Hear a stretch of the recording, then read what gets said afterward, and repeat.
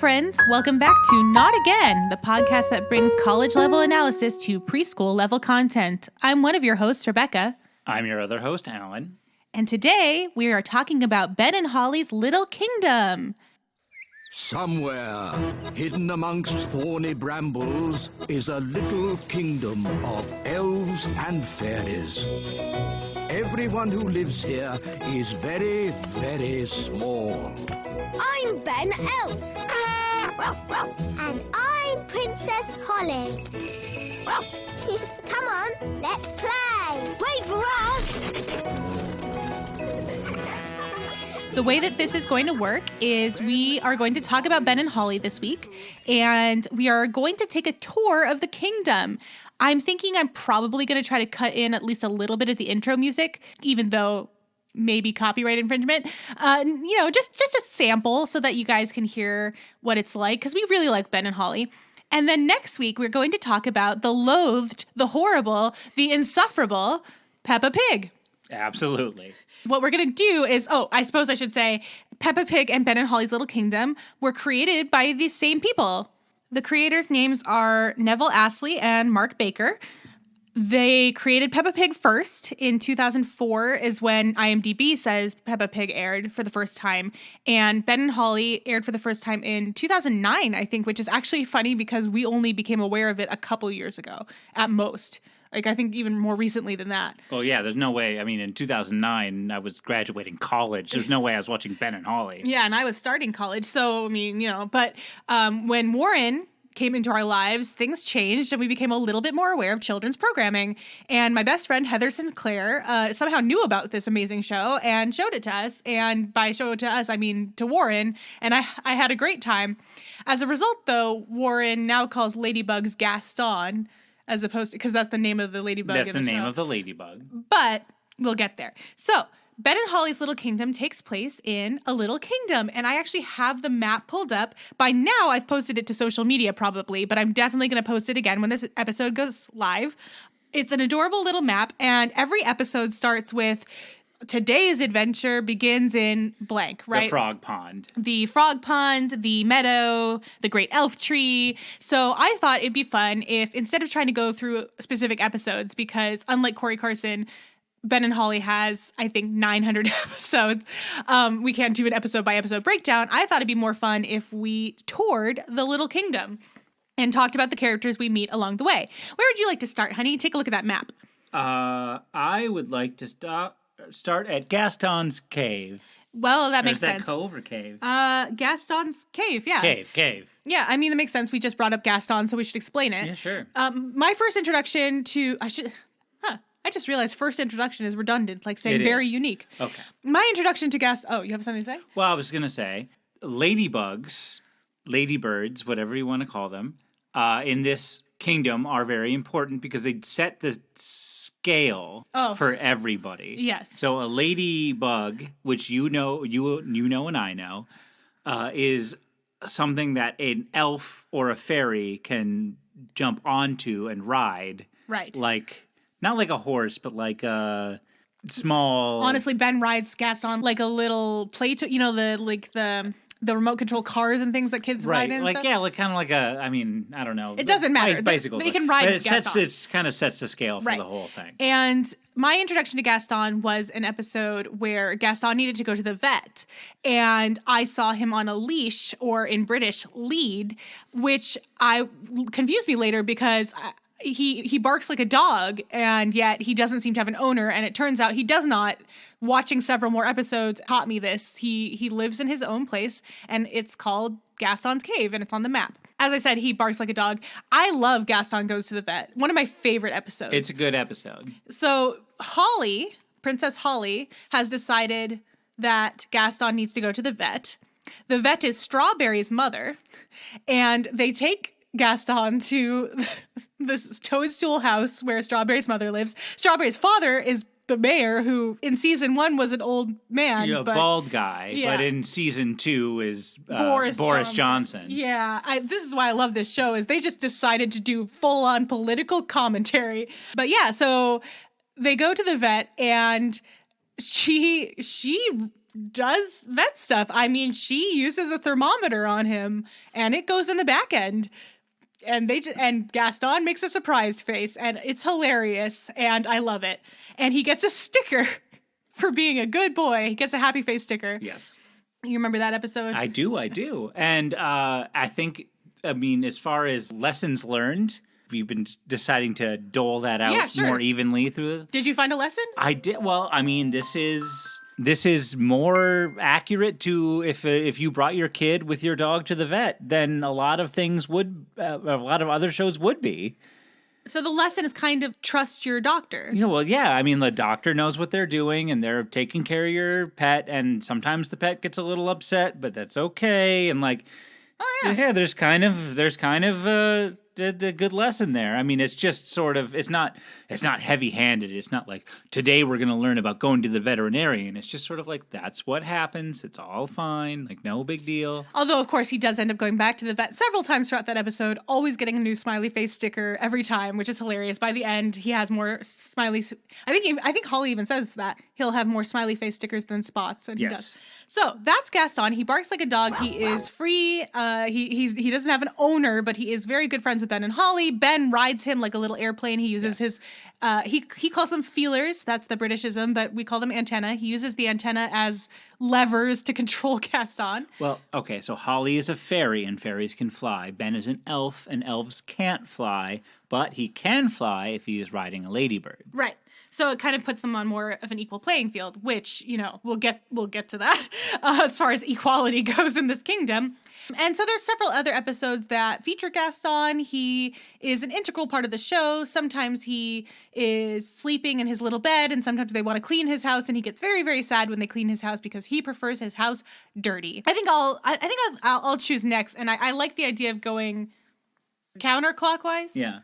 I have to do it with my finger to.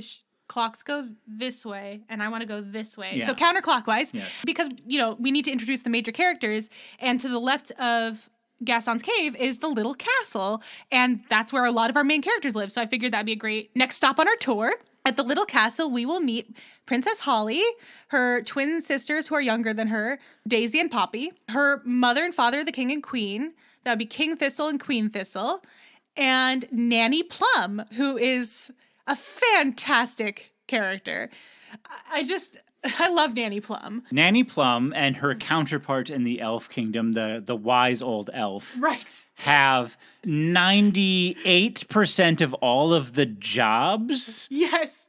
They do but between the two of them, they do absolutely everything. They're like Kirk from Gilmore Girls. Yeah, I was going to talk about Kirk. Yeah, less problematic than Kirk. Yes. The wise old elf is his name, by the way, although we do find out it's Cedric. Yeah, we find out his name is Cedric from, I forget, one of the royals' parents, King Thistle's mother. King Thistle's mother. Yeah, they call him Cedric in an episode, but he goes by the wise old elf in every other episode. I think it's a running gag too, where they're like, oh, we need to call the wand doctor.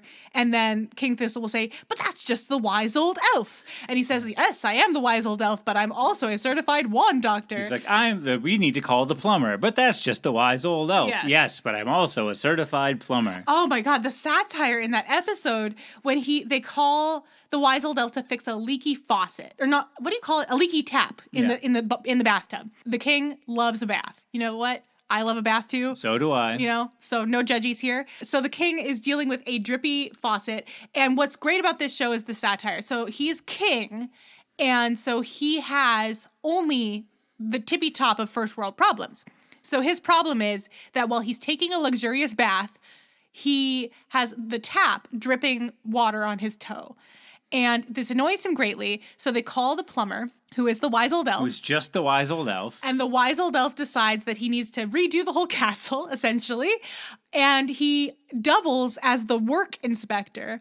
And he has a little checklist and says, I can't remember, did he say he did a good job or a bad job? No. I think he said he did a bad job. So. Oh, he said it's a shoddy work. Yeah, so he fixes it, and then he puts on his work inspector hat and goes like, ooh, who did this? You did. It's like, oh, it's very bad work. Yes. So I love that episode, and I love the satire of it, that they they're also satirizing work people. That's the gender neutral term, right? Work people who come in and you take your car in, right? And you say like the check engine light's on, and they tell you need an entire new car. Yeah, and, we need to redo the whole castle. Yeah, exactly. And so that's the satire as well. So let's look at the characters more specifically. We have Holly, who is the princess, and she is, as a result, a little spoiled. Yeah. A little self-centered. So, for instance, I'll bring up two examples. One, it's Ben's birthday, and she goes over to play at Ben's house, which we'll get to later on her map. And she just thinks she's going over to play, but he says, "You're early for my birthday party." And she says, "Birthday party." And apparently at the end of the episode, we find out that she forgets his birthday every year. The other is when she turns Ben into a frog accidentally, and she doesn't. First of all, she goes like, "Poor me." And then second of all, Ben is the only frog with a hat on. And I want to say Fleur or Violet. I think Violet says, "Does Ben wear a hat?" And Ben, by the way, constantly wears a hat. And Holly goes, "I'm not sure." And in that episode, I think she also says, Ben turned himself into a frog, that's Violet. and then he got himself turned into a bird. Like it's his fault. Yes, he got himself turned into a bird. Yes, Violet says that. You went and got yourself turned into a bird, and of course they go to get Nanny. In that episode, so Nanny Plum has a lot of great catchphrases. She works around the castle and, is a live-in servant, I guess, for the king and queen and the princesses, the royal family. But they go to get her help because they've accidentally turned Ben into a frog. The reason being, I love this. So Ben wants to play pretend, but fairies can't conceive of this idea of using your imagination to play pretend when you would just use magic to make it happen. Yeah. And so she wants to turn him into a prince instead of playing pretend princes and princesses. But she messes up because she's a kid and she doesn't do her wand practice or whatever. So they go and get Nanny Plum and they say Ben is not happy being a frog, and she delivers her wonderful catchphrase, which is, "Frogs are never happy." And it's perfect in every way. At some point in this probably 2-part episode, we got to talk about the theme of competence. Right. Because it's actually very interesting. But anyways, move on. Well, I mean, that's part of the dynamic between the elves and fairies. So one thing that you need to know about this show is that the elves are the working class. They work to make money. They work to produce the goods that are used by the kingdom, and also sort of to produce toys for Santa, because Santa has elves. So they kind of turn into that. Yeah, they use that as kind of their modus operandi. I don't know. Raison d'etre is to create toys and to work. And one thing that's very important to know is that elves love working. It's kind of a house elf situation in Harry Potter where they just enjoy work, but they are the working class. Except for that one time when we'll get to Mr. Elf and Mrs. Elf, but I'm so excited. Mrs. Elf is probably one of the best characters. So that's that. And then the fairies are the upper class and ruling class. So the fairy village, I mean, you have the fairy doctor, right? The veterinarian that we talked about, but we also have the fairy king and queen. Mm-hmm. And the mayor. And the fairy mayor, exactly. So they're the ruling class. And this is, of course, an allegory because the ruling class has magic. So they can magically make anything they want appear. And this is metaphor for the privilege of the ruling class and upper class, whereas the elves all have to work for everything they have, but are also happy in a satisfied sort of way that they get where they are through their own hard work.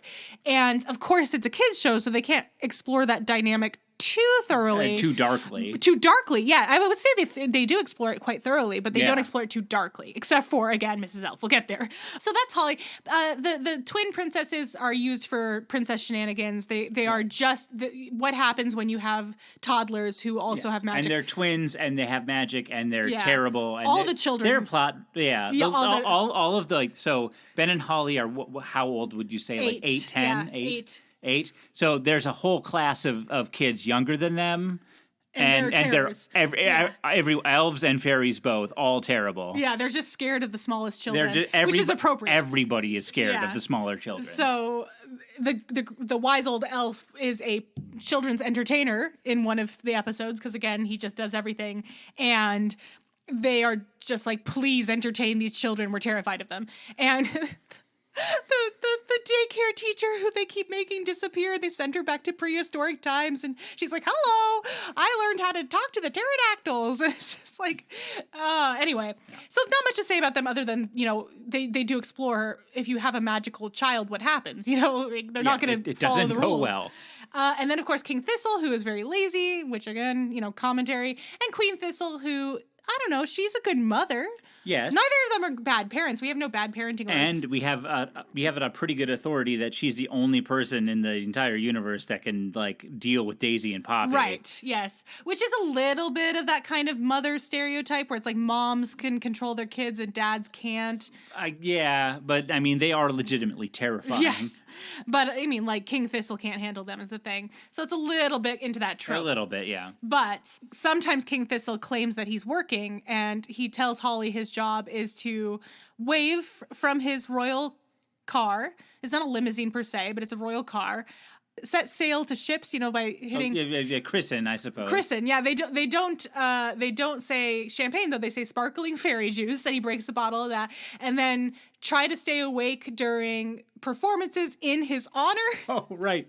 That's how the episode starts. Is he's sitting in a chair trying to stay awake, and Holly goes like, "What are you doing?" He's like, "Oh, I'm practicing my job." Yeah, and it's like, "Well, what are you doing?" He's like, "I'm trying to stay awake." Yeah, and then it comes back later that it's a long elf ceremony, and he just has to try to stay awake for it. Yeah, and then the last thing is judging a fruit and veg competition where the fairies just keep making their fruit and veg larger to try and win with magic. So that's the royal family. And then, of course, Nanny Plum, who is kind of snarky and sarcastic and always says blank is never happy. So elves are never happy. Frogs are never happy. She does the washing up, even in the freezing cold, like that one episode where they play superheroes and Strawberry just freezes over the whole little kingdom. And Nanny is literally hanging frozen undies from the washing line. And it's hilarious. She does not care at all. And she's also in charge of teaching the Holly-aged, the 8-year-olds, fairies magic. She's their fairy school teacher. And they also have elf school. They have elf school run by the wise old elf. He's very wise. And then, continuing, we have the royal golf course. That has a few. That has a couple episodes. Yeah, not worth it. I don't even know if we're gonna have time to get into gnomes. Yeah. The gnomes. And they have, so I feel like the gnomes are probably caricatures that are better recognized by British parents because they have that kind of northern countryside accent, a la Hot Fuzz, just kind of, oh, hello, and so, but, so it's probably really offensive, honestly, but we'll get there. Beside that, if we're continuing in our counterclockwise measure, is the frog pond, where a lot of stuff happens, honestly. And Warren loves frogs so much. Yes. So any episode that has frogs, like the Frog Prince one we were talking about, that's why we know it so well, because we have seen it a lot. He loves Gaston. Again, he calls ladybugs Gaston.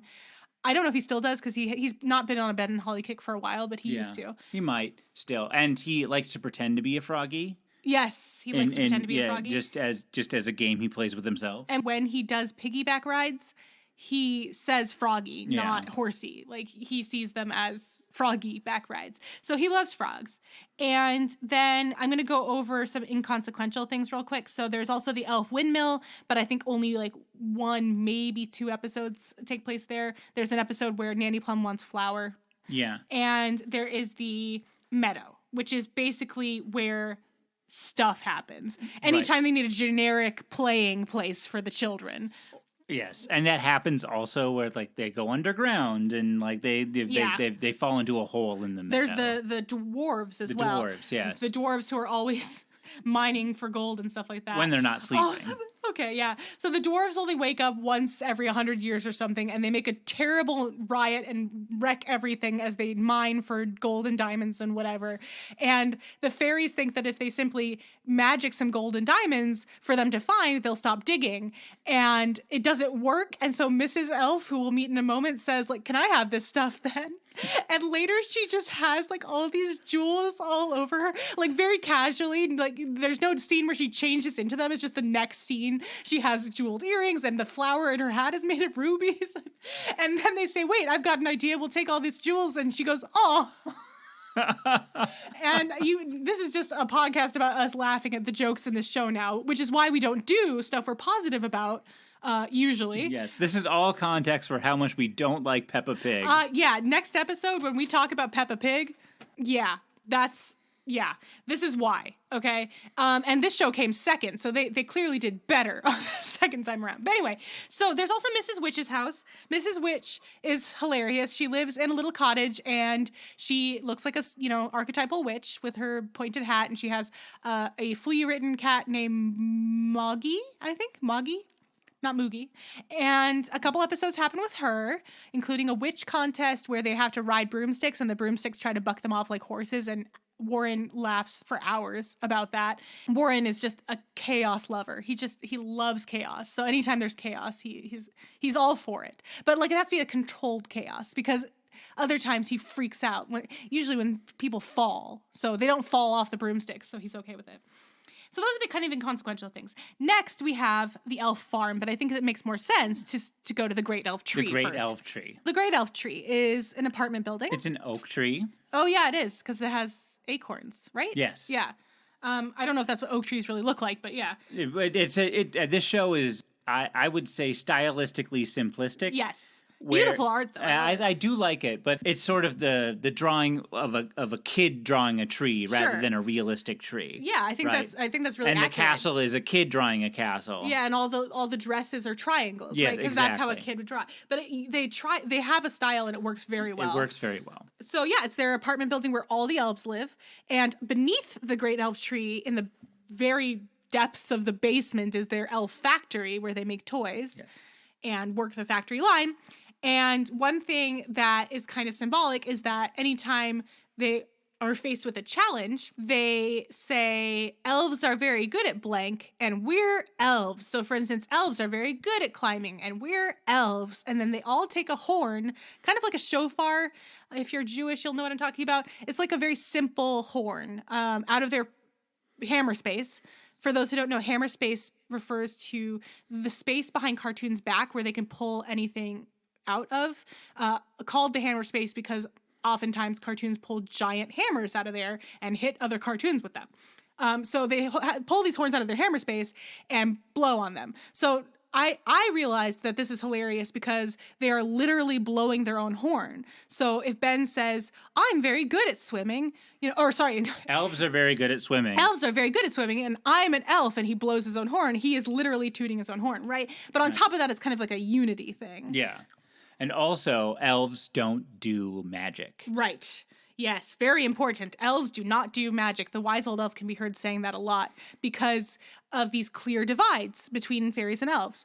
Also, all of the fairy children are female, even though there's a mix of male and female elf children. And all I'm saying is that if they ever grow up, Ben is going to be spoiled for choice. I mean, I have to check on this. I thought there was one... We'll double check on that, or not. Who cares? Yeah, but for some reason, fairies are a lot more female, I guess, except for of course the kings, who are fairies as well. But anyway, Ben is going to have lots of girlfriends when he grows up. He's going to. He's a good guy. And I want to talk about this sometime because in a lot of kid shows, I've seen episodes of Daniel Tiger. I have a 4-year-old. The kid is always learning a lesson about something that they need to do better.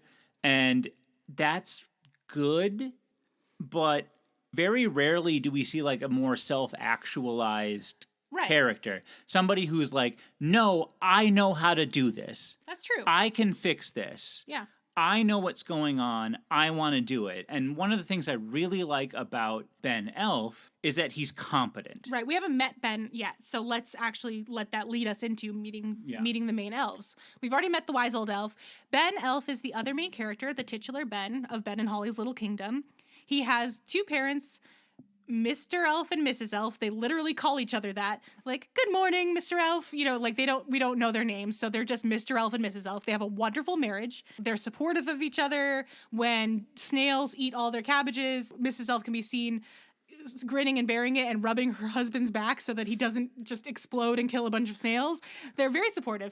And they are very supportive of Ben as well, where they trust him to make decisions, to make his own mistakes. It's a good parenting alert. Good parenting alert. I left a space there only time will tell. If we ever have a jingle for that? If I put a jingle in there. I found a lesson.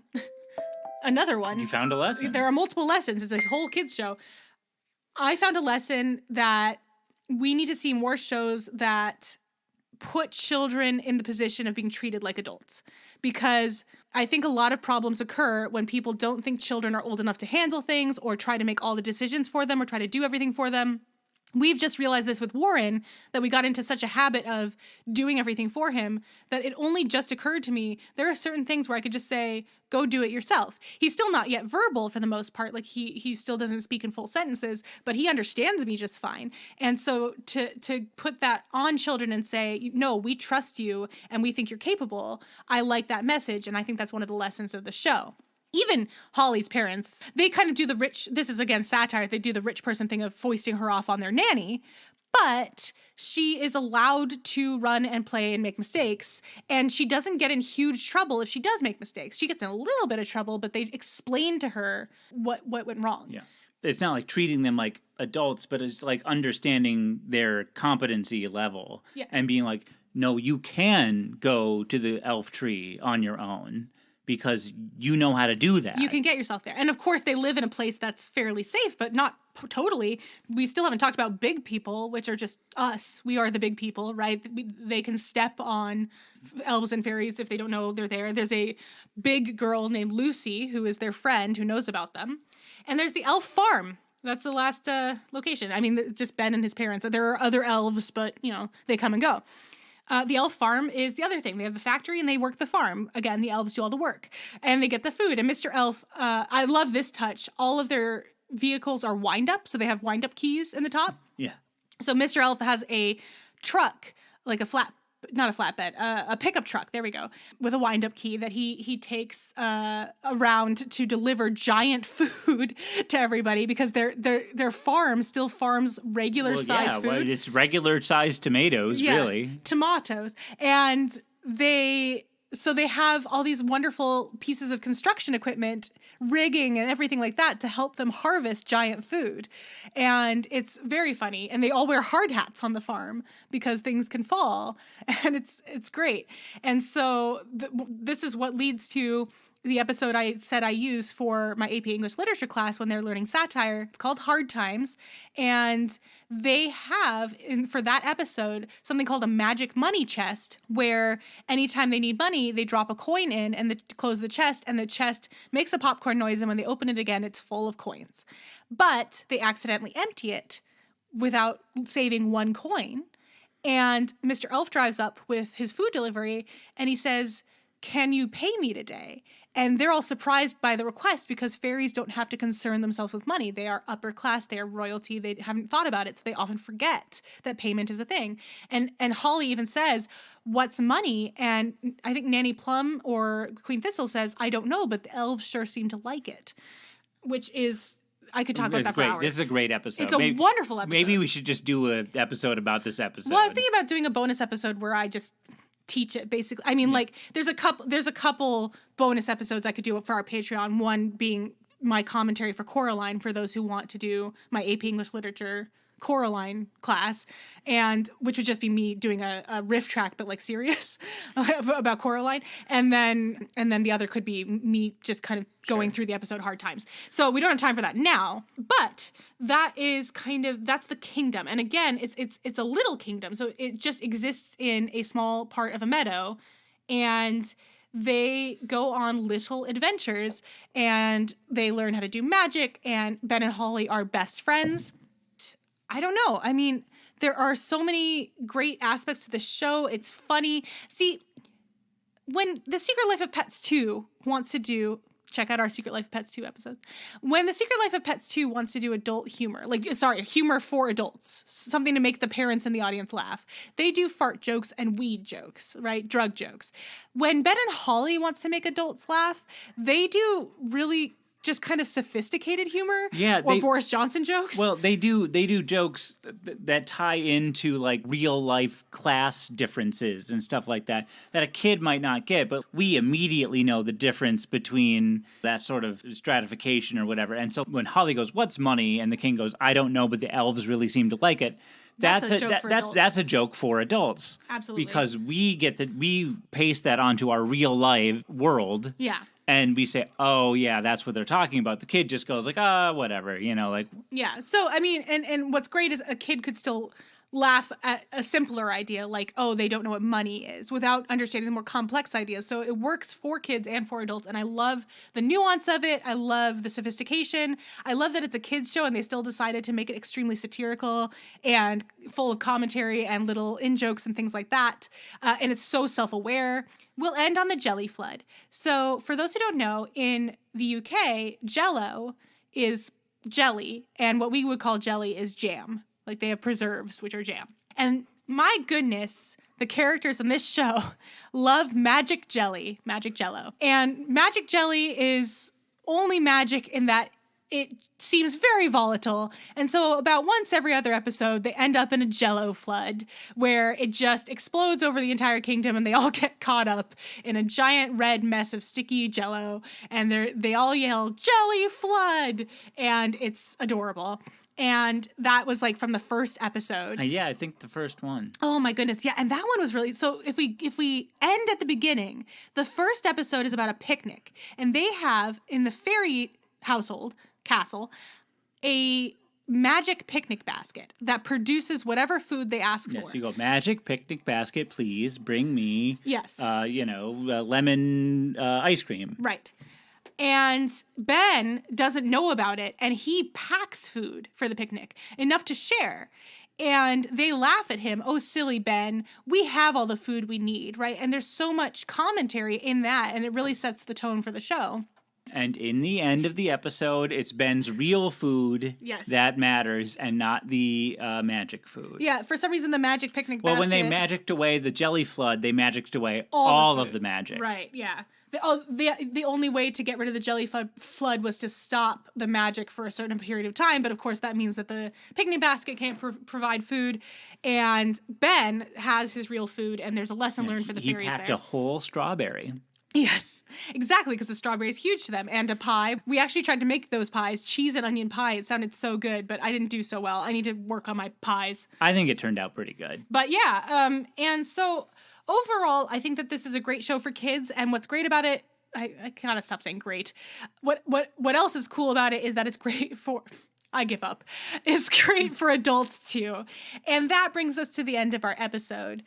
Thank you for helping us to maintain our marbles for one more week. If you want to find us on social media, you can find us at Not Again Pod. I'm at Bex Goose. We have several support sites like Patreon that I just talked about. All of those links are below in the description. We'd love to have you in our Facebook group, even though Facebook is evil incarnate. That's facebook.com/group/notagainpod. And until next time, friends, I'm Rebecca. And I'm Alan. Bye, friends. Bye.